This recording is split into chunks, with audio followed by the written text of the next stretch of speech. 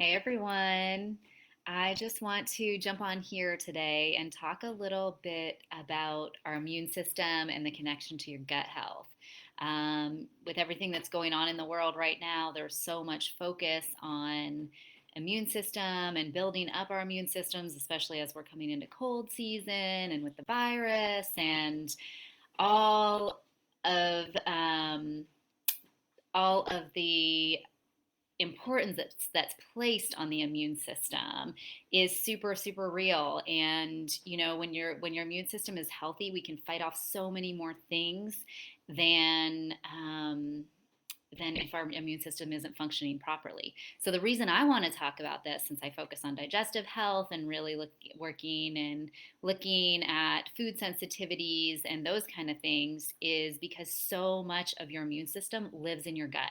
So if you have underlying gut dysfunction, it can really impact our ability to fight off those pathogenic microbes and different bacteria and viruses and things like that. So there are things we can do, and I think that's what's so encouraging about this too, is that there are things that we can do to really work with our overall health, our gut health, and support our immune system in that way. So I just want to let you know a few things that I think are really important for um, working with your immune system. And the first thing is really figuring out what foods work really well for you, what foods are serving you, and which foods are triggering your symptoms. Because when you have foods that are constantly triggering your system, it's just wearing on your body's resources, causing inflammation, and it really takes a lot of energy and a lot of resources to constantly be combating that. So as you get to the underlying causes and really figure out the foods that can support you and that can keep that inflammation in your body down, it can make a huge difference for your immune health as well. The second thing I want to talk about is minimizing stress. So, such a big part of the world we live in today, such a big part of most of our daily life, or at least weekly life as well. And I think a lot of times we don't really realize how much stress we're under. So, really looking at your stress and figuring out ways that you can minimize unnecessary stress and manage unavoidable stressors in your life. There are so many different things that we can do, everything from like yoga, meditation, taking some quiet, still time, finding routines and rhythms. I mean, there are so many ways that that and tools we have to be able to do this. So the important thing is not so much what you're doing, but just choose something that works for you.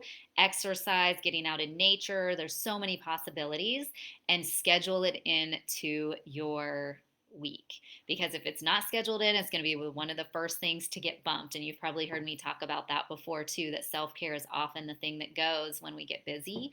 So really important to establish those practices and make sure to schedule them in.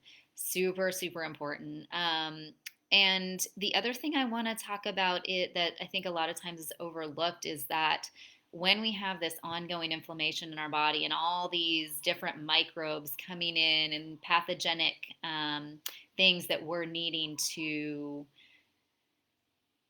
deal with, that our body is needing to deal with. It's our detox organs and our detox pathways that help us to process so much of that out. So those include your colon, your liver, your kidney, your lymphatic system, your skin. We detox through our skin as we sweat, and also our lungs. So, the lungs, like deep breathing practices, are really good, keeping your lungs really healthy and full breath, breathing into your belly and into your diaphragm, not just into your chest, and really exercising that. Um, but also you can do things for your skin and to support your lymphatic health, and the lymph system collects toxins and clears um, those toxins helps to clear them out of our body. The kidney and liver are always processing things out, and the problem is we just have so many things coming in from our environment and just from food and water and stress, all the inflammation, all these different things that we're dealing with have to be processed out somehow. So when those get stopped up, you really get a backup of toxins in your body. So having practices in place to support those organs and really support those detox pathways is super important for your gut to function properly and also for your immune system to do what we need it to do, especially these days and in this season as we come into fall, because today is the first day of fall as well. It's the fall equinox. So happy first day of fall. And if you want to learn more about this, about these practices that can help you to support your digestive health, really take control of your food sensitivities, I do offer a free training. And that training dives into the key steps that I find to be so valuable, both in my own journey, but also with my clients.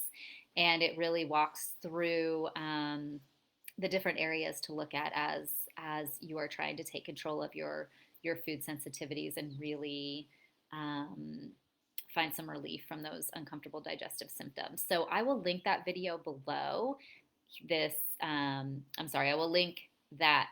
Yeah, I'll link that training below this video. And you can just click on that link and head over there to watch that. And I'll just look forward to seeing you next time. I hope you have a happy first day of fall.